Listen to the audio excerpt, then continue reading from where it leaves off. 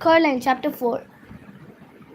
House looked exactly the same from the outside, or almost exactly the same.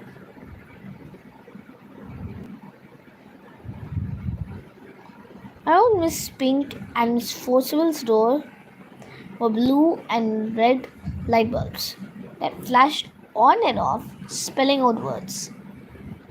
Lights chasing each other around the door, on and off, around and around.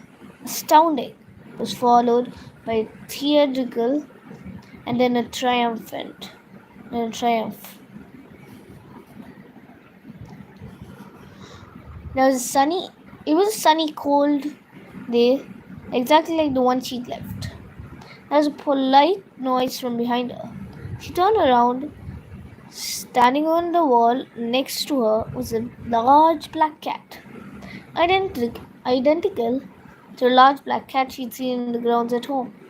"Good afternoon," said the cat. Its voice sounded like the voice at the back of Coraline's head, the voice she thought words in, but a man's voice, not a girl's.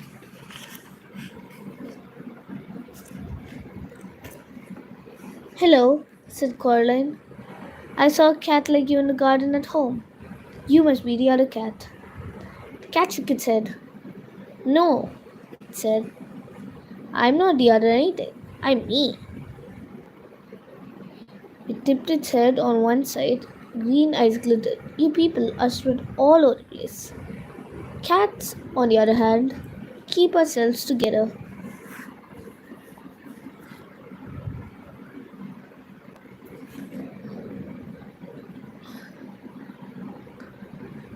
If you see what I mean.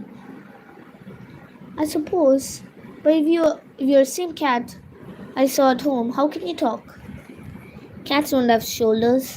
Not like people do. But the cat shrugged in one smooth movement that started at the tip of its tail and ended in a raised movement of its whiskers. "I can't talk." "Cats don't talk at home." "No," said the cat. "No," said Coraline. The cat leapt smoothly from the wall to the grass near Coraline's feet, stared up at her. "Well, you're the expert on these things," said the cat dryly. "After all, what did I know? I'm only a cat." It began to walk away, head and tail high and proud. "Come back," said Coraline. "Please, I'm sorry, I really am." The cat stopped walking and sat down. It began to wash itself thoughtfully, apparently unaware of Coraline's existence.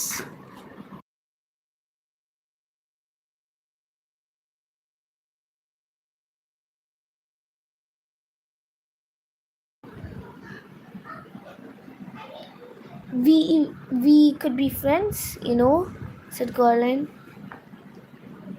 "We could be rare specimens of an exotic breed of African dancing elephants," said the cat. "But we're not, at least," it added cattily, after darting a brief look at Coraline. "I'm not," Coraline said. "Please, what's your name?" Coraline asked the cat. "Look, I'm Coraline, okay?" The cat yawned slowly, carefully, revealing a mouth and tongue of astounding pinkness. "Cats don't have names," it said. "No," said Coraline.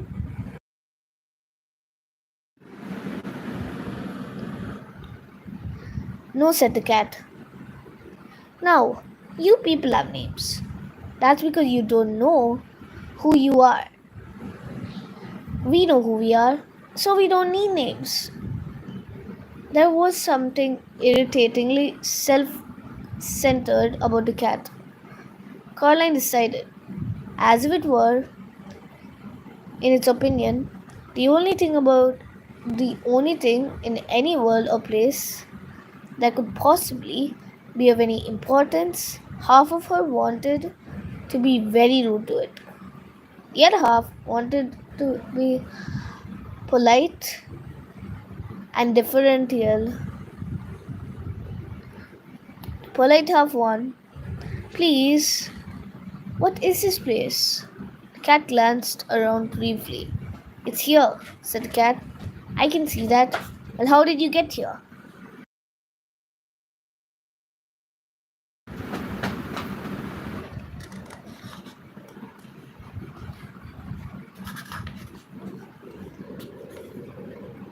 Like you did. I walked, said the cat. Like this. Caroline watched as the cat walked slowly across the lawn. He walked behind a tree, but didn't come out the other side. Caroline went over to the tree and looked behind it. The cat was gone. She walked back towards the house. There was another polite noise from behind her. It was the cat. By the by, it said, it was sensible of you to be protection. I'd hang on to it if I were you. Protection? That's what I said the cat. And anyways, it paused and stared intently at something that wasn't there. Then it went down into a low crouch and moved slowly forward, 2 or 3 steps. It seemed to be stalking an invisible mouse. Abruptly, it turned tail and dashed toward the woods, vanished among the trees. Caroline wondered what the cat had meant. She also wondered whether cats could all talk, whether she came from and just chose not to, or whether they could only talk when they were here, wherever here was. She walked down the brick steps to the Mrs. Pink and Forcible front door. The blue and red lights flashed on and off. The door was opened just slightly. She knocked on it, but her first knock made the door swing open, and Caroline went in. She was in a dark room that smelled of dust and velvet. The door swung shut behind her, and the room was black. Caroline edged forward into a small anteroom. Her face brushed against something soft. It was cloth. She reached up her hand and pushed at the cloth. It parted. She stood blinking on the other side of the velvet curtains in a poorly lit theater. Far away, at the edge of the room, there was a high wooden stage, empty and bare, a dim spotlight shining onto it from above. There were seats between Caroline and the stage, rows and rows of seats. She heard a shuffling noise, and a light came towards her, swinging from side to side. When it was closer, she saw the light was coming from a torch being carried in the mouth of a large black Scotty dog.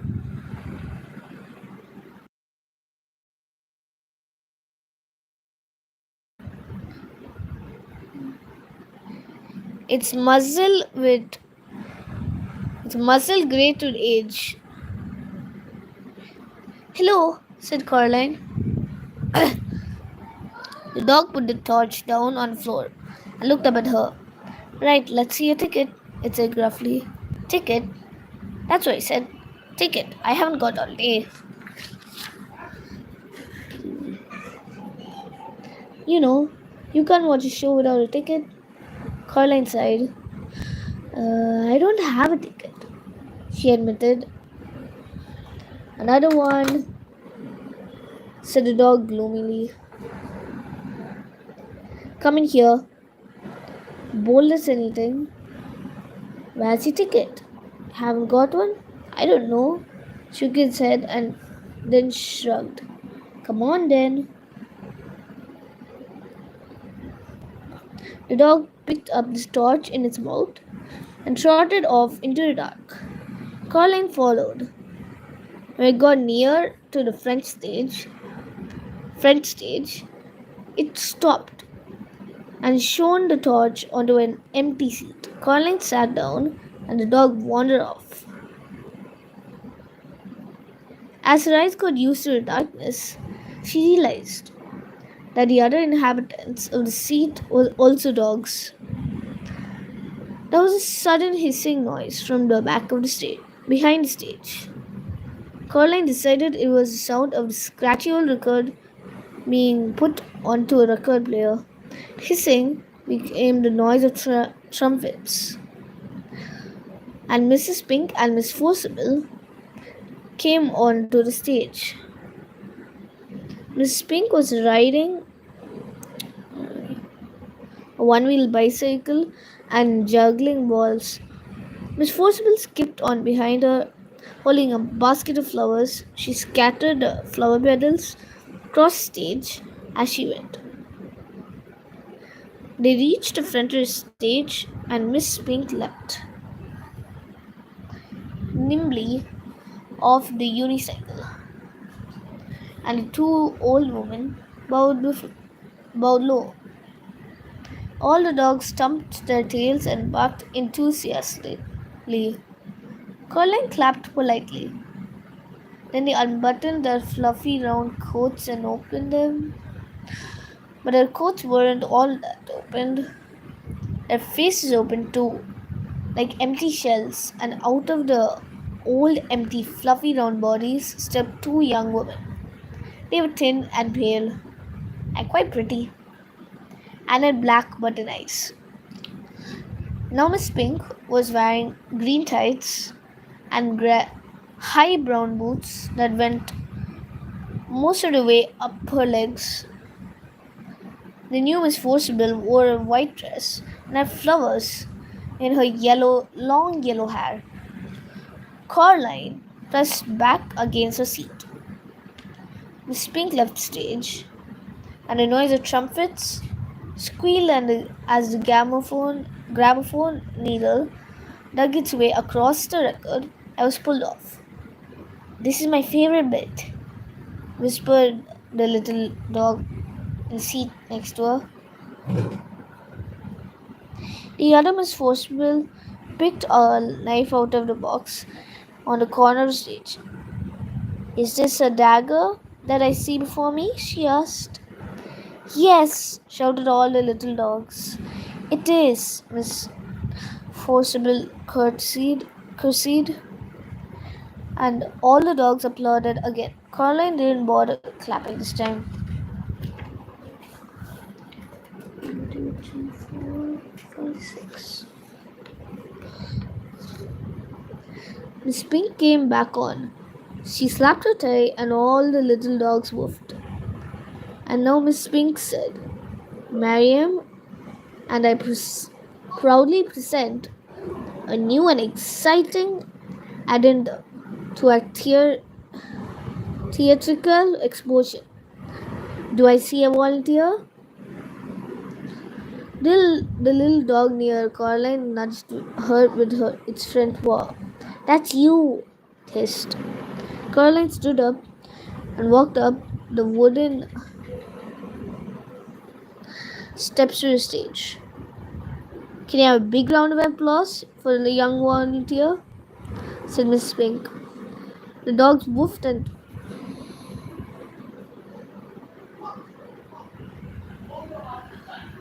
and squealed.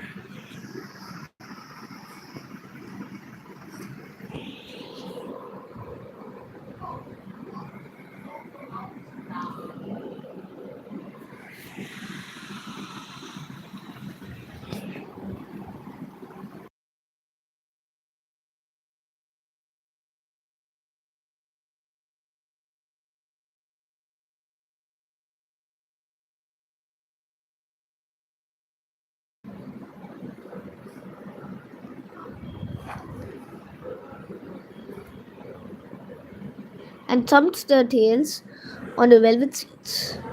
Now, Caroline, said Miss Pink. What's your name? Caroline, said Caroline. And we don't know each other, do we? Caroline looked at the thin young woman with black button eyes and shook her head slowly. Now, said the other Miss Pink. Stand over here. She led Caroline over to a board by the side of the stage and put a balloon on top of Caroline's head. Spink walked over to Miss Forcible. She blindfolded Miss Forcible's button eyes with a blank scarf and put the knife into her hands. Then,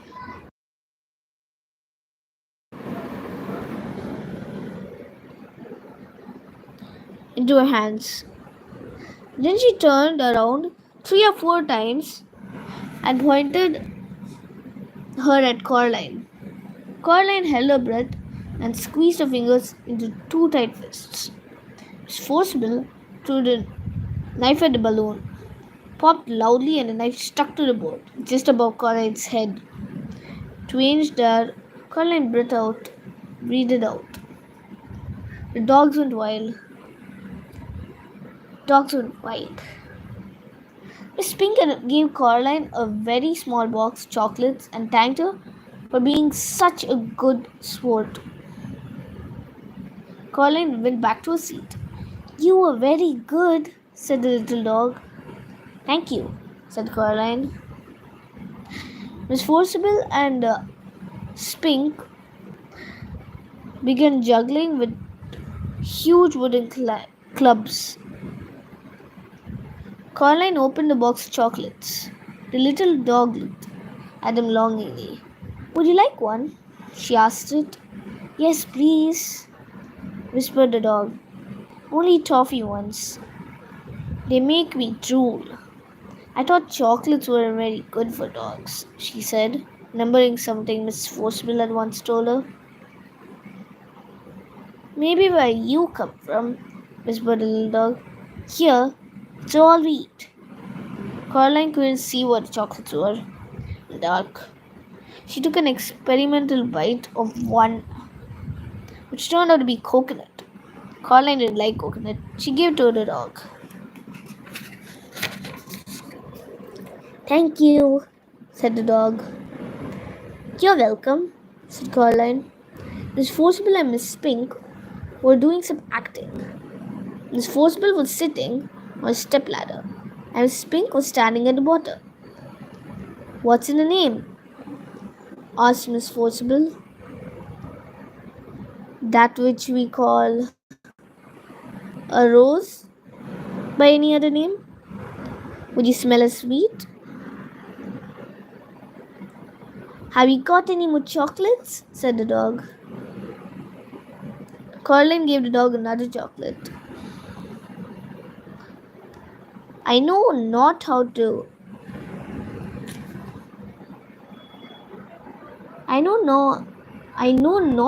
tell thee who I am, said Miss Pink and Miss Forcible.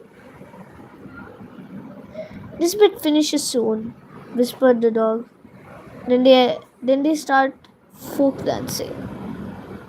How long does this go on for? Asked Caroline. The theater? All time, said the dog. Forever and always. Here, said Caroline. Keep the chocolates. Thank you, said the dog. Caroline stood up. See you soon, said the dog. Bye, said Caroline. She walked out of the theater and back into the garden.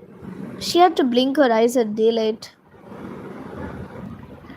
Her other parents were waiting for her in the garden, standing side by side. They were smiling.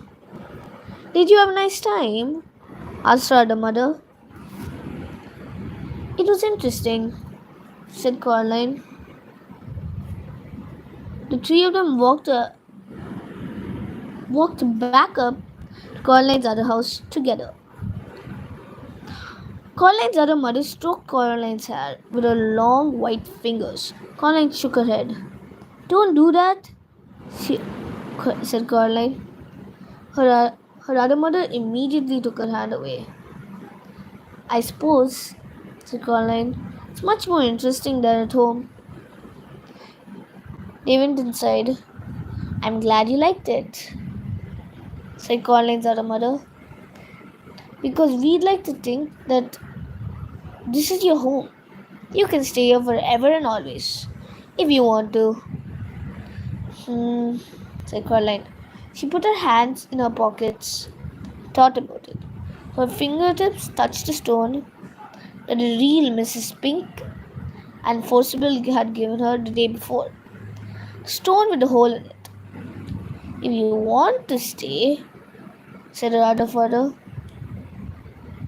there's only one little thing we'll have to do, so you can stay here forever and always. They went into the kitchen. On a china plate on the kitchen table was a spool of black cotton and a long silvery needle. And beside them, two large black buttons.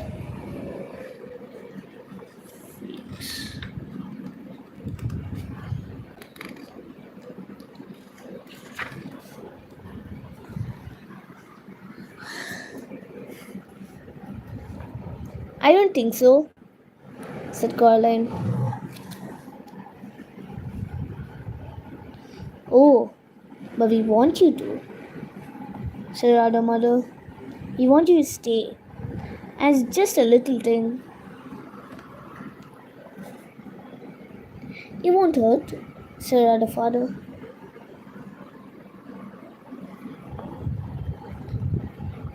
Caroline knew that when grown-ups told you something wouldn't hurt, it almost always did. She shook her head. The other mother smiled brightly, and the hair on her head drifted like planets under the sea. We only want what's best for you, she said. She put her hand on Caroline's shoulder. Caroline backed away. I'm going now, said Caroline. She put her hands in her pockets. Her fingers closed around stone with a hole in it. Her other mother scuttled off Caroline's shoulder like a frightened spider. That's what you want, she said. Yes, said Caroline. We'll see you soon, though, said her other father. When you come back, said Caroline. And then we'll all be together as one big happy family, said the other mother, forever and always. Caroline backed away. She turned and hurried into the drawing room and pulled open the door in the corner. There's no brick wall there now, just darkness. Night black underground darkness that seemed as if things in it might be moving. Caroline hesitated. She turned back. The other mother and her other father were walking towards her, holding hands. They were looking at her with their black button eyes, or at least she thought they were looking at her. She couldn't be sure. Her other mother reached out to free her to a free hand and beckoned gently. With one white finger, her pale lips mouted. Come back soon, although she said nothing aloud.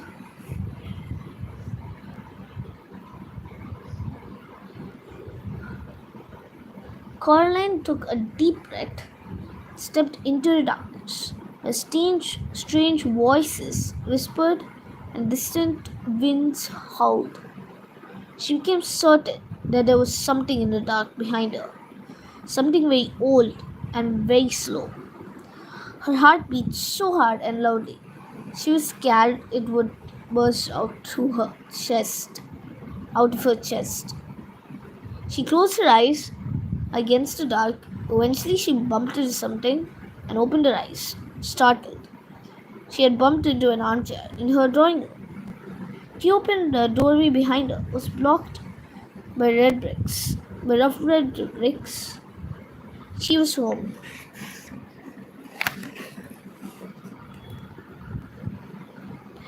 The end. No, no, no, no. End of the chapter.